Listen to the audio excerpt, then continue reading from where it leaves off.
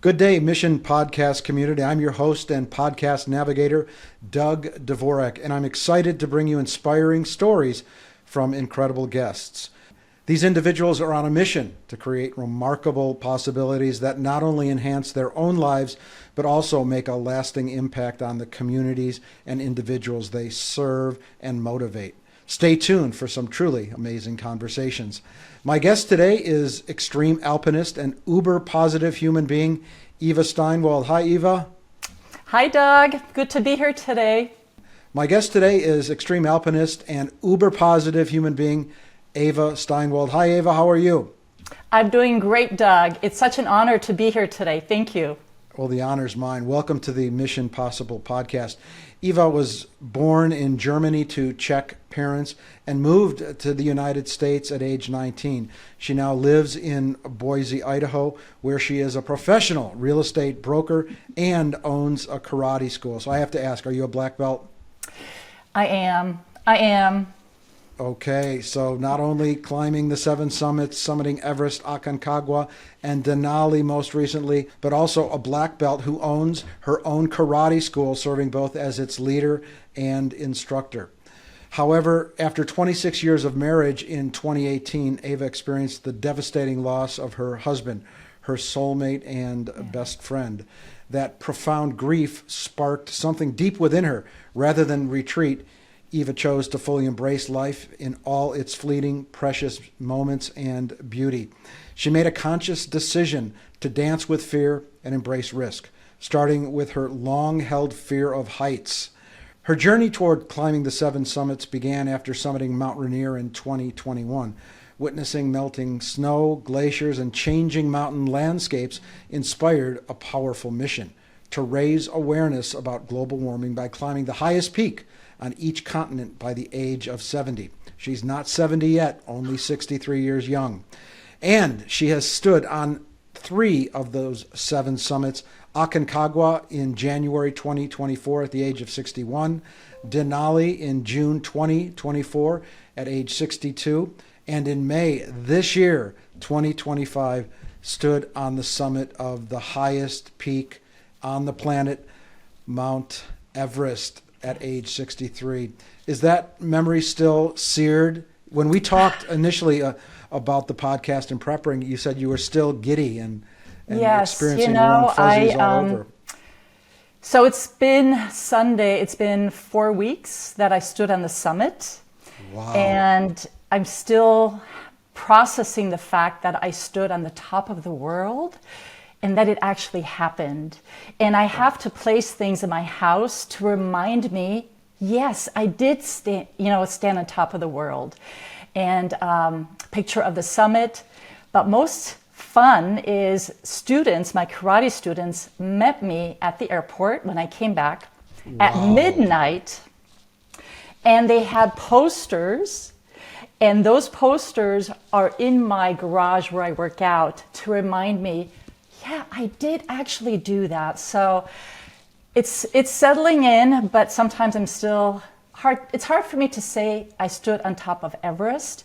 It sounds, is that really true? But it is. So I'm grateful. So your husband passes away. You don't want to be a victim. 26 Yes. years of marriage, your best friend, your soulmate. So you turned that challenge into a mission. And with 3 summits behind you and 4 more to go, you, Eva, continues your mission 1 peak at a time. I'm so really, and it's so fresh. So I'm really excited about some of the stories you're going to share with myself and the Mission Podcast community. So today's title is Eva Steinwald, Defying Limits, 7 Summits by the Age of 70. So, Eva, what inspired you to begin your mountaineering career later in life, and what was your very first climb? We talked a little bit about that, but I want to get more specific. So, you mentioned it a little bit at the beginning. It really started when my husband passed of 26 years in 2018. And I realized life is so precious. It is so short, and it's a gift that we're here. And I did not want to just live every day, let the days go by. I wanted to feel it, taste it, experience it. And getting over my fear of heights was the first thing. And I actually did that before Mount Rainier. There's a peak here in Idaho called Mount Bora. That's our highest peak, 12,600. But it has a section that's called Chicken Out Ridge because people chicken out. So I thought that's probably a good one to go to and do. And I did in 2019. And I went across Chicken Out Ridge. I went to the top. And when I reached the top, Doug, I just cried. Wow. I was so in awe that I was able to do it. And then I realized a fear of heights is just in your head, you know? And then that's how it started. And then it led to Mount Rainier. And, other peaks. What's the elevation of Mount Rainier? Mount Rainier is 14,600. But that's a technical climb, isn't it? Yes, it is. It's a glacier. It's a glacier. It has crevasses. And I had no idea. First of all, I didn't even know where Mount Rainier was. Someone told me about Mount Rainier and they showed me pictures. I'm like, if I did Mount Bora, 12,000 something, I can do Mount Rainier, 14,000. I didn't even think of 2,000 feet would be such a difference. But I didn't even know what a crampon was, what a harness was.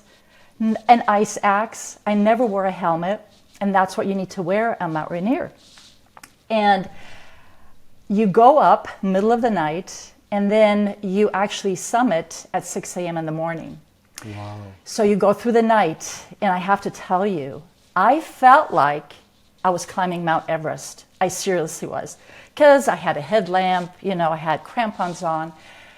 And when I reached the top, the sun came up. And it was, I still see the view, it was just breathtaking. And it was so beautiful that I said, I want to experience more of that. And so we went down and I learned something about crevasses because I thought, why do we go up at night? Why not go during the day? And so my guide said, well, at nighttime, the glacier is frozen. During the day, it gets warm and the crevasses open up. And I'm like, oh, okay, now I understand. So that was my first experience, I guess, with a glacier and more of a technical climb, definitely, yes. So a nice transition. You get past Chicken Ridge on Mount Bora in Idaho. You said 14 and some change, but a more technical climb. And then getting up there at sunrise and summiting Mount Rainier really set the stage. It did. It really ignited a fire in my belly. Yeah, excellent. It really did. So you've conquered 3 of the world's highest peaks, Denali, Aconcagua, and Everest. Denali in Alaska, Aconcagua in South America. Argentina. Mm-hmm. Argentina. Yep. Which one tested you most physically, emotionally, and why? So all 3 of them. So I selected the first 3 hard ones first and the easier ones towards the end. And I would say all 3 of them challenge you in different ways. But the one that challenged me mentally the most was Everest. Excellent. And the reason is you're there for 6 to 8 weeks. And you are removed from your comforts, from your support, from your elements completely. And you're in an environment that every day is a survival, even at base camp, because you sleep in a tent where at nighttime could get minus 15, and so you never have heat. You have food that you're not used to. And then as you start climbing to the upper camps, you're exposed to crevasses, seracs. Going through the Kumbu icefall is super dangerous. So mentally, staying strong and not letting that affect your confidence is I meditate, and I really visualize to help me with that. Mm-hmm. But it definitely is also emotionally hard because you don't have your family, you don't have your friends. Did you experience any of the ailments, the death zone, illness. Talk about some of the physical maladies Yes, at that I'm Everest. glad you brought that up. So many climbers get sick. It can be as easily as simple as stomach issues, respiratory, or seriously high altitude sickness. And I felt so good, but I did get sick. I got sick after doing a rotation, coming down. Rotation is where you go up and you climb high to stress your body, and then you come back down to base camp and recover. And we came down, I felt so good, and we were supposed to go for our summit push 2 days later. And I had dinner, and I'm eating, and I go to bed, and I'm laying in bed, and in my stomach, it was like a boxing match. And I'm like, this is not good. Oh my God. I'm like, what is gonna happen? And so I lay there for about 2 hours, and I thought, well, maybe I should drink some fluids. So I sat up. Everything came out. It was horrible. And then I laid back down, and then again, everything came out. So I threw up. And in the morning, my guide, he always checked on me in the morning. He comes over, and he called me Didi, D-I-D-I. That's older sister in Nepalese. So he called me Didi every time. And he said, Didi, how you doing today? And I'm like, Popship, I threw up. And his eyes got really big. Really? And he's like, oh, well, let's make sure you hydrate today. Leave the tent, get some fresh air. I'm like, okay, I'll see what I can do. I did not leave the tent. I just did not feel good. So the next night, Doug, I got diarrhea. And then I'm thinking, is this the end of my climb and my expedition? Will I be able even to recover to go for a later summit push? Because it's so hard to recover and heal your body at 18,000. And base camp is just shy of 18,000. Well, I would also think, Eva, that you're there, you're 48 hours or less away from your summit push, and then all these, aside from the feeling ill, is the preparation, the training, the coordination, the scheduling, and the expense, which I've heard is $60,000 to $100,000, right? Yes. I mean, so all there had of to be that. a lot going on outside of, hey, I'm feeling like crap and I'm 48 hours. So take us, what happened in those 48 hours? So, before I've been you training summited? for Everest, Doug, since July of 2024, every single day. I mean, so disciplined, training, making sure I eat right, taking care of myself. And when that happened, I thought to myself, all that is gone. The money that I paid, the time that I invested, I'm not going to be able to come back because financially I will not be able to afford it a second time. And it all crumbled in front of me. And I had to take a deep breath and say, okay, how can you get well? How can you get well?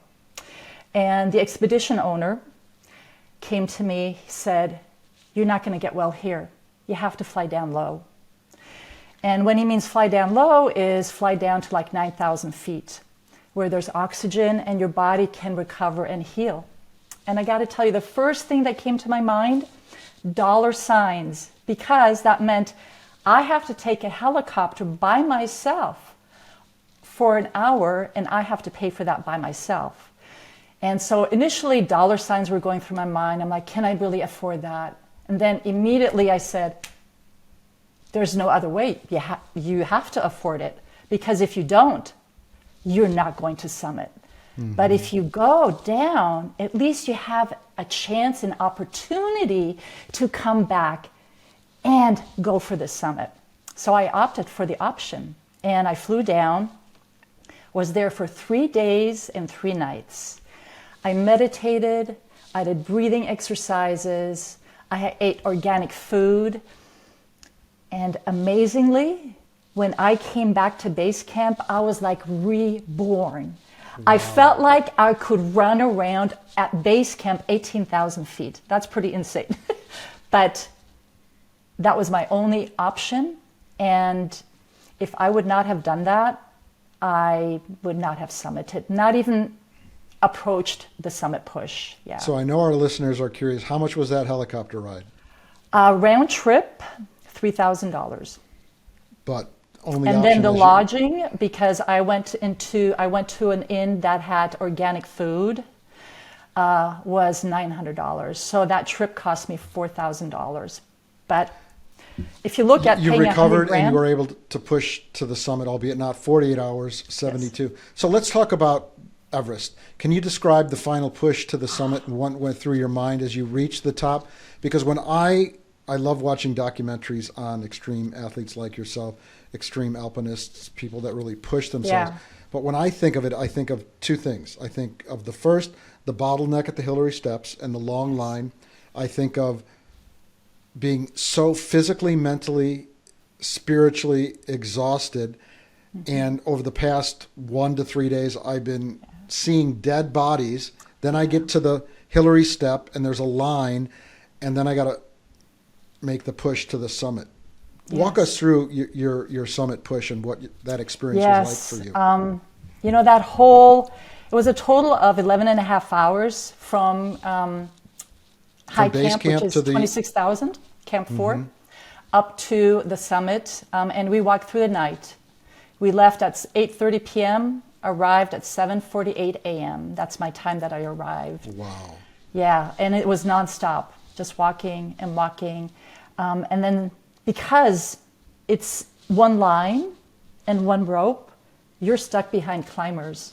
How long was that bottleneck where you had to wait at the Hillary step? Well, the bottleneck happened in multiple times, and it happened actually before the Hillary step. It happened on the way up, and it's really steep. And there were so many times where we just stopped, and you couldn't see what was going on higher up. But we would stand for 5 to 10 minutes, and you couldn't move. And you couldn't really pass someone because that meant unclipping, walking around, and it was this steep. If you fall, you are down there. And so my mind, the Hillary steps, I visualized it and researched it before going. And I knew that it was very exposed. And here's my thought of, oh my God, my fear of heights. And there's only one path and it's very narrow. And sometimes you had to step over rocks and it goes straight down. And so in my mind, I'm like, okay, when you get there, just take one step at a time. Keep your eyes on the trail. Don't look left and right. Don't worry about what is down there. We get to the bottom of Hillary steps. And I look up and I'm like, oh my gosh, that is long. For some reason, I thought it'd be like 15 minutes. It's like 45 minutes to an hour, the Hillary steps. Hillary steps to the summit. So you left Camp 4, round numbers, 12 hours from the time you left Camp 4 until you returned. Of those 12 hours, how much was spent waiting? Oh, you know, so the day we summited, May 18th, was the busiest day this season. But I would say the total amount of standing and waiting, it really wasn't that bad if you really add it up. Maybe 45 minutes altogether. So that dispels... Maybe an hour. And let's talk about, you prepped. You trained for almost a year. Well, actually, longer than that. You did longer, yes. So several years. And, I hear about some people that really don't train. They think they can pay a lot of money and make it up. Did you ever, no names, but did you experience any of those type of individuals who hadn't really trained, put in the time, the effort, the right diet, the right mindset that made it, didn't make it, or you saw a calamity? Unpack that for us, if you would, please. That's a common comment. You can just pay yourself up to the summit. And I did not meet anyone like that in my expedition company because they vet all their climbers and they make sure they have summited other climbs, other summits. I can only say this, that no matter how much money you have, the Sherpa cannot carry you to the summit. You have to make it through all the different camps, through the death zone on your own. And I trained very hard, very diligently, and it was still tough. So what was the best training? Was it cardio, strength, mental preparation of those three, or all three commingled?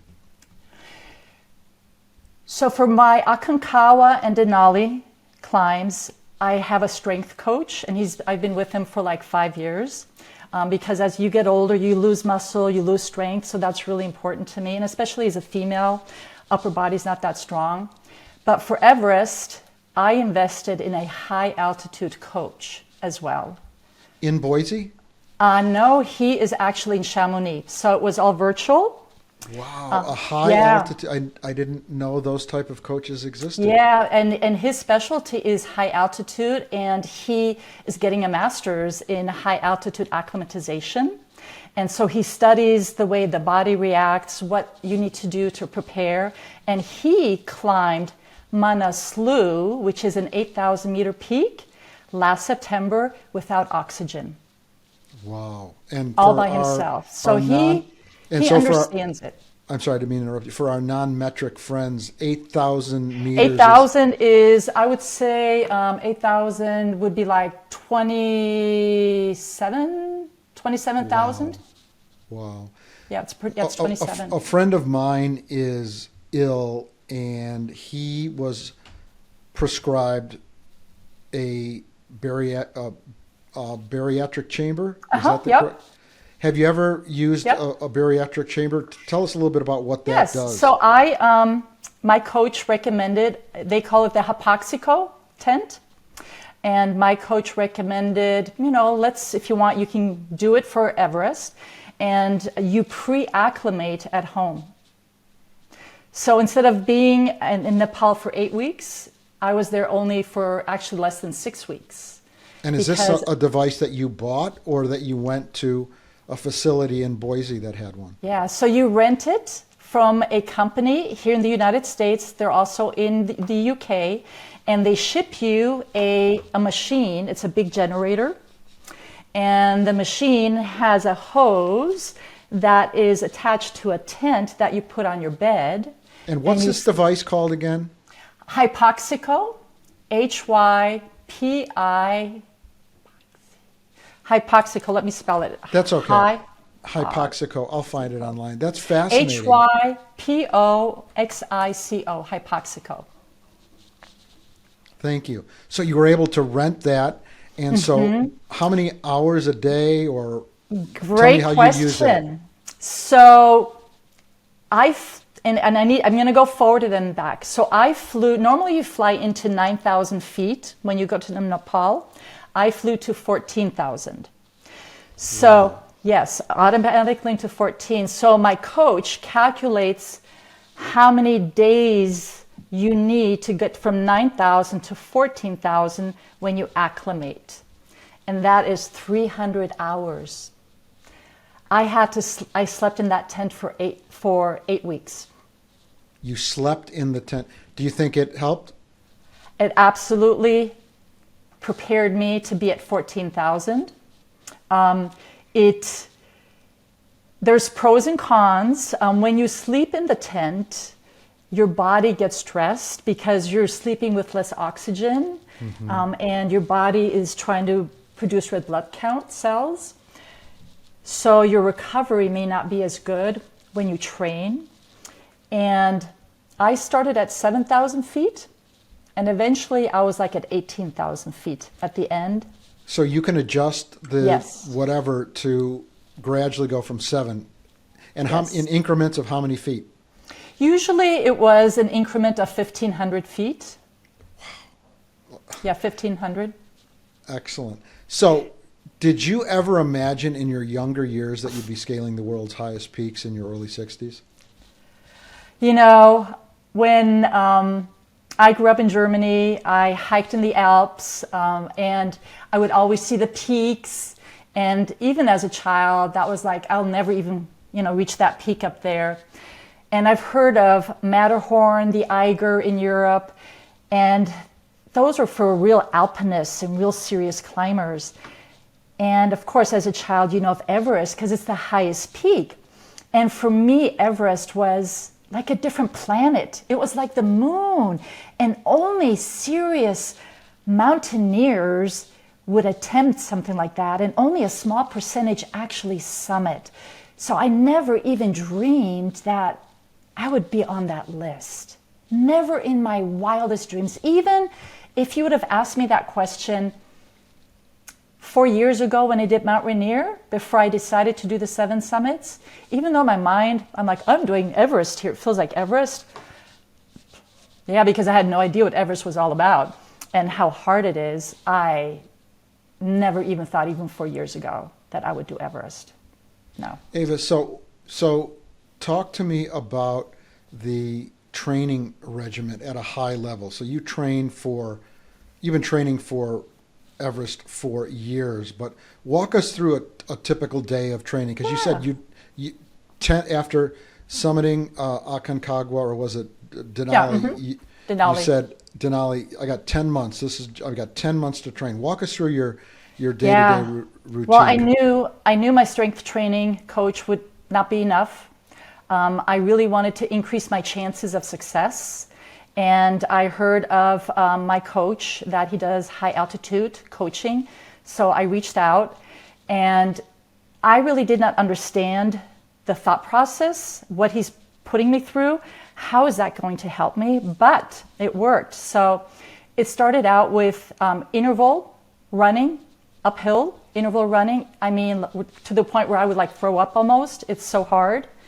And then long distance trail running. So it was a combination of bursts and pushing through those bursts, and then long trail running for endurance.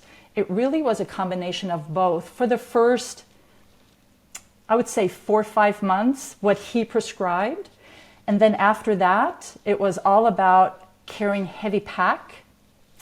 I put ankle weights on my legs to mimic my heavy boots. And I would go hiking with a 40-pound pack for like 3 hours, steep incline. It had to be a steep incline. Or in the wintertime, it was impossible. I was on the StairMaster for 4 hours with the 40-pound pack and ankle all weights. At one time? Or all at one time. I watched 3 movies. Oh my gosh. Because on Everest, people, and I had another climber here locally that went, and he did the training on his own. And his training was not the right training. It's all about endurance. Because when you go for summit push, you are nonstop going. You may rest, you go into the tent and sleep, but maybe just for a few hours, but are you really sleeping? Can you sleep at 22,000 feet? No. So it's all about endurance, and the sad part is the people that don't make it off the mountain, it's when they come down because they're so exhausted. And what is the percentage of those that attempt to summit Everest that actually do on a percentage basis? 60%. 60%. Mm-hmm. So, you and I are about the same age. I'm 63, you're 63, and I feel the best. I feel 43. And diet, exercise, a book I'm recommending to everyone that's 50 plus is Younger Next Year.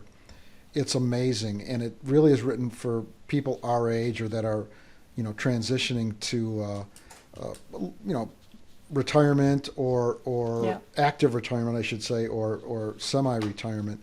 And one of the key takeaways were the 3 C's: community, connection, and commitment.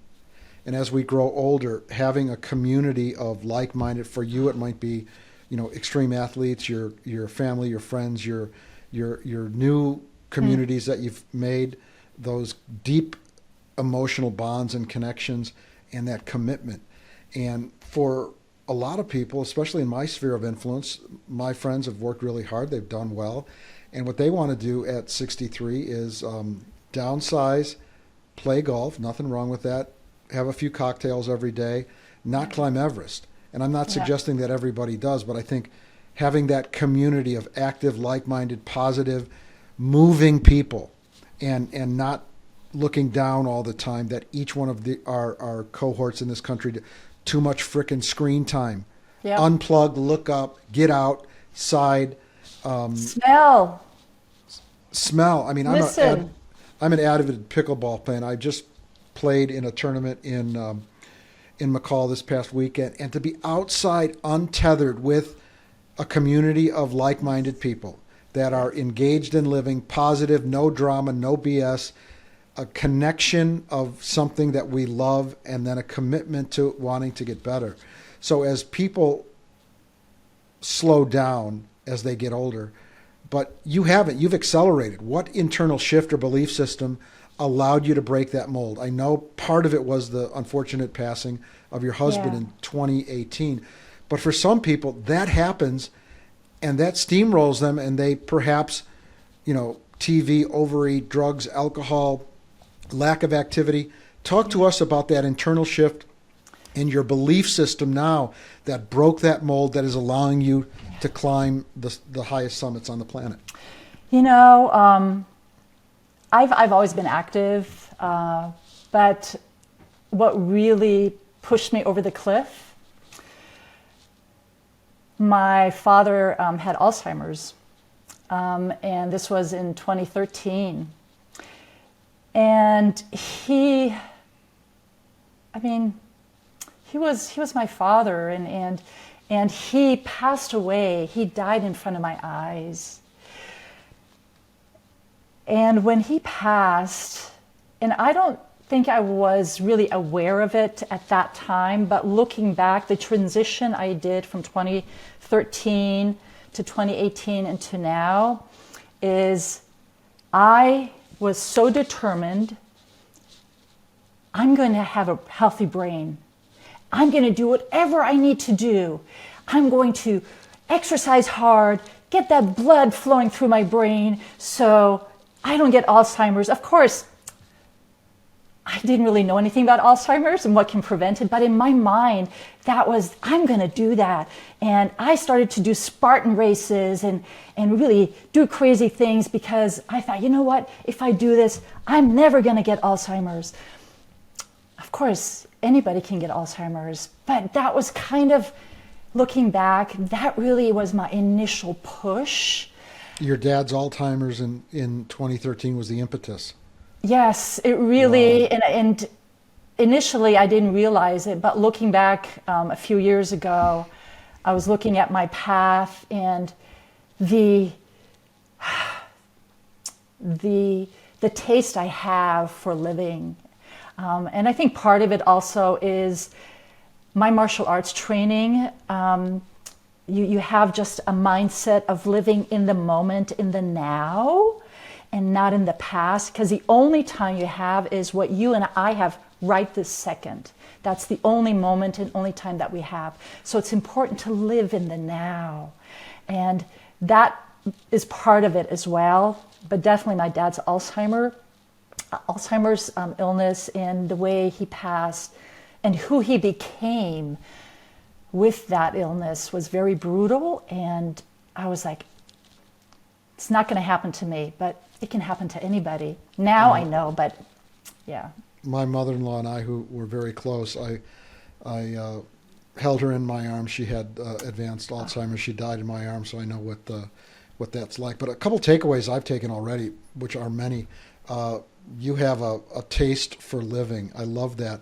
And I love what you said about your success on Everest was it's all about endurance. Life is an endurance test. Life has never been easy. It's beautiful. It's joyous. But having that positive disposition, The glass is half full, not half empty, and extricating drama kings and queens, and people that talk about, I don't have time for that. I don't know if it's an age thing. I'm a cancer survivor. I remember May 18th, 2010 in Chicago when I was diagnosed with cancer, and I recognized then and there I can be victim or victor. The only thing I could control was my mindset, and the only way out is through.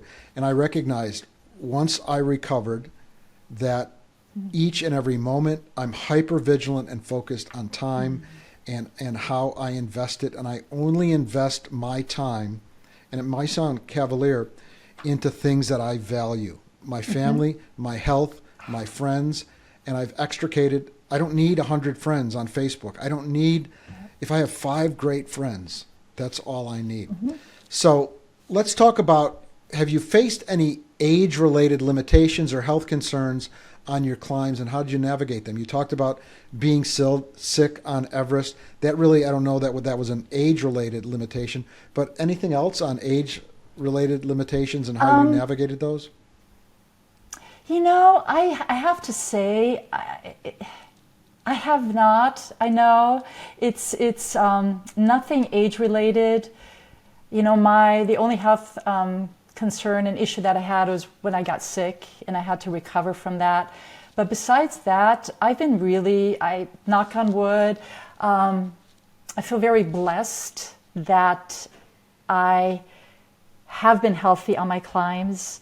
And even though they are hard, I have nothing really age related. I recover very well. But you know what? That all goes back to your mindset, being positive, and like you mentioned, valuing your time. It really is. When people are negative, you get ill. It just happens, and it creates its own reality, yes, a vibe and buzz, and it's a downward spiral. It's like catching a falling knife. yeah. And I understand that people are not always going to be positive. Life can be tough. Yeah. Death, loss of jobs, pets die. But if that's your default, adios. Yes. Interesting. No. So what kind of reactions have you received from other climbers when they realize your age and what you've accomplished? Okay, I have to share a story for this one. Okay, Please. Can I share a story? All right. Sure. So I hired a private guide, private Sherpa for Everest. And my Sherpa, when I arrived, got injured a few weeks before, and they had a replacement Sherpa for me.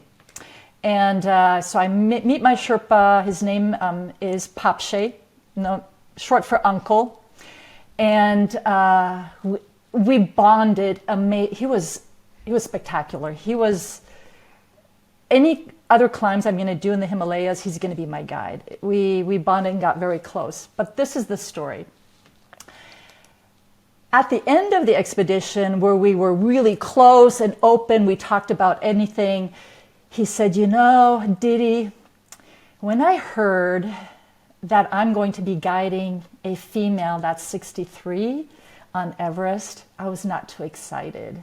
I'm like, oh, but then he said, but you are so strong. I want to be like you when I'm 63. So, wow, that's a great story. So Eva, do you have a favorite memory or moment from one of the 3 climbs that still gives you chills, goosebumps when you think about it? So it's not a positive memory, but it gives me the chills. On Aconcagua, we went on our summit push from 19,000 to 23, and we're traversing, and I see something off to the side, something red, and the other climbers, we noticed it, but we just kept on going. And then we summited, and then on the way down, we took a rest, and my guide said, okay, we're gonna sit, but I don't want you to lay down, because when you lay down, because you're so exhausted, you're gonna fall asleep, and we won't be able to wake you up. I'm like, okay, I'm gonna sit. And all I could think of was my sleeping bag. It's like, where's my sleeping bag, And then he said, do you remember that red thing you saw off to the side? And we all said, yes. That is a 33-year-old climber that passed yesterday.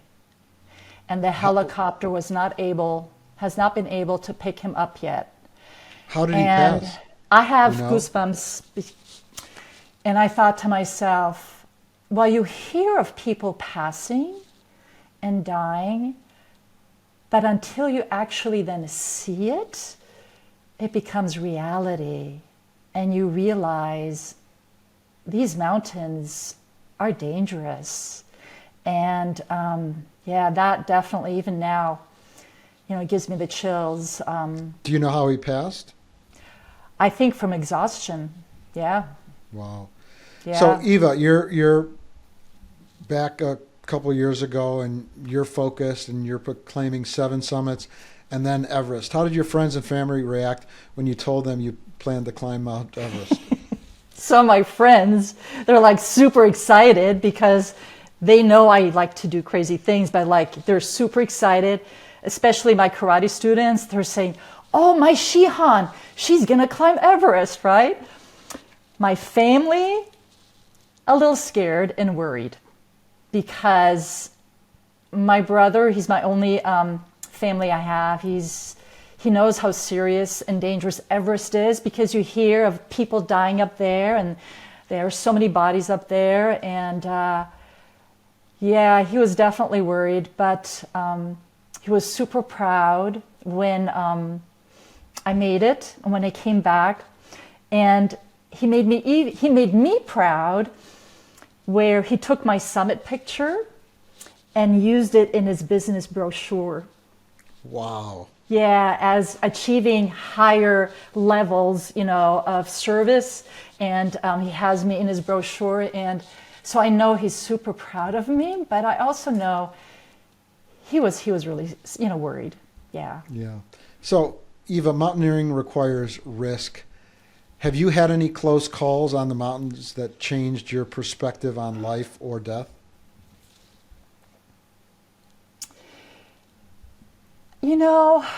Doug, I wouldn't say, going through the Hillary steps is, of course, for me was tough, but nothing life-threatening. I'm someone that and you mentioned at the beginning, I like to dance with fear and embrace risk, because that's when you feel alive.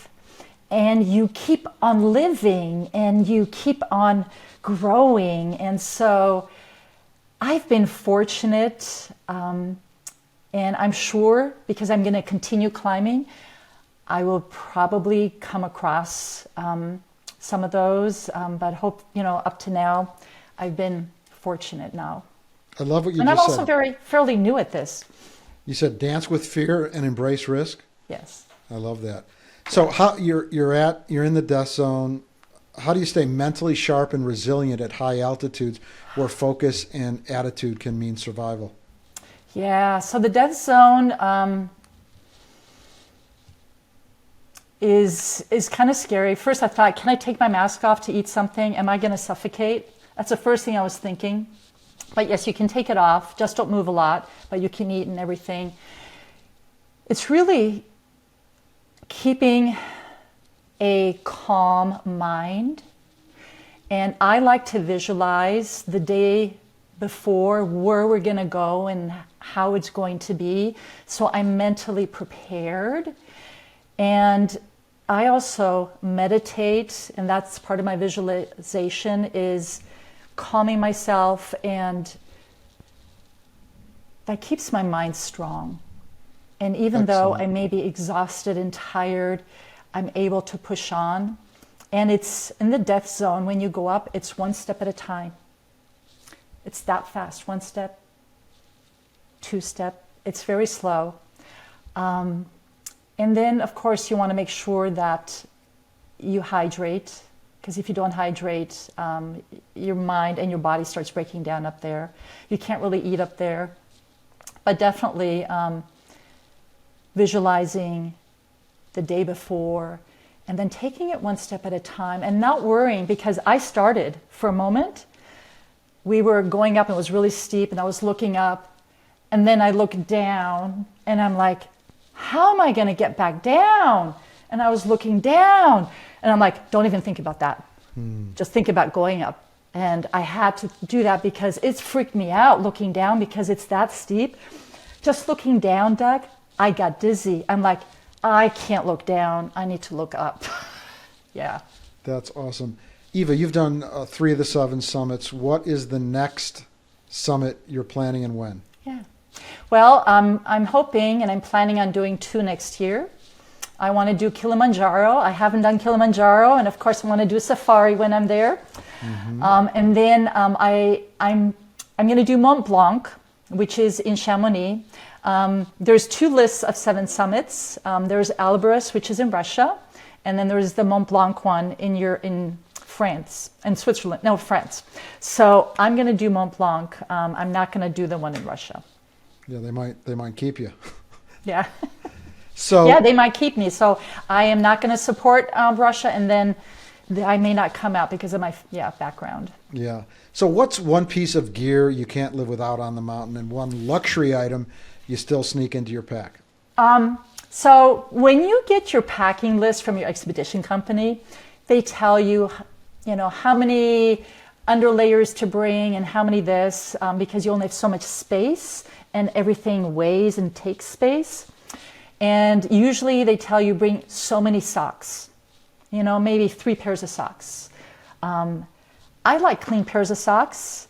I mean, you could be wearing a pair of socks for 6-7 days, and I like to switch them out because when you put a clean pair of sock on your foot, it just feels so good. I know that may not sound like something, well, that's not that special, but you know what? When you're up in the mountain, you haven't taken a shower in 2-3 weeks, a clean pair of socks feels really good. So I usually bring extra pairs of socks. Cool. Eva, if you could go back and talk to your 30 or 40-year-old self, what advice would you give her about adventure and aging? Don't wait. Don't wait, because with every adventure, you learn so much about yourself and about other cultures, other countries. There is so much to learn, to explore, and by doing that, you're educating yourself and you broaden your mind, and it's such an amazing and beautiful experience. So don't wait until you're 60. Go outside your comfort zone and experience something that you're very uncomfortable with, because with that, you move forward. Every time you move forward, you grow and you become better. When you don't do that, for me, if you don't do that, you stay in the same place, I think you die inside, and sometimes you even go backwards. And I wish I would have started earlier.